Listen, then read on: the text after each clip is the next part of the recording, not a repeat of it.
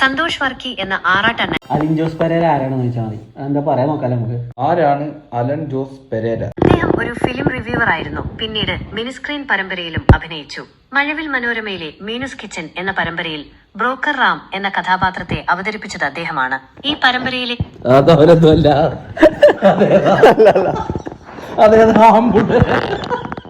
ഇവരാകെ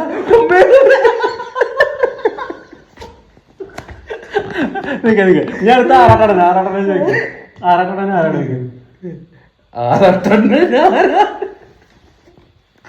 അയ്യോ കഴിഞ്ഞാൽ 7, 8 എന്നിങ്ങനെയാണല്ലോ സാധാരണ. താങ്കൾക്ക് എന്തെങ്കിലും പ്രത്യേക ആവശ്യമുണ്ടോ? ആറാട്ടണ്ണൻ ആരാണ്? സന്തോഷ് വർക്കി എന്ന ആറാട്ടണ്ണൻ ഒരു സോഷ്യൽ മീഡിയ വ്യക്തിയാണ്. സിനിമകളെ കുറിച്ചുള്ള അദ്ദേഹത്തിന്റെ അഭിപ്രായങ്ങളിലൂടെയാണ് അദ്ദേഹം ശ്രദ്ധിക്കപ്പെട്ടത്. സൂപ്പറാണ്.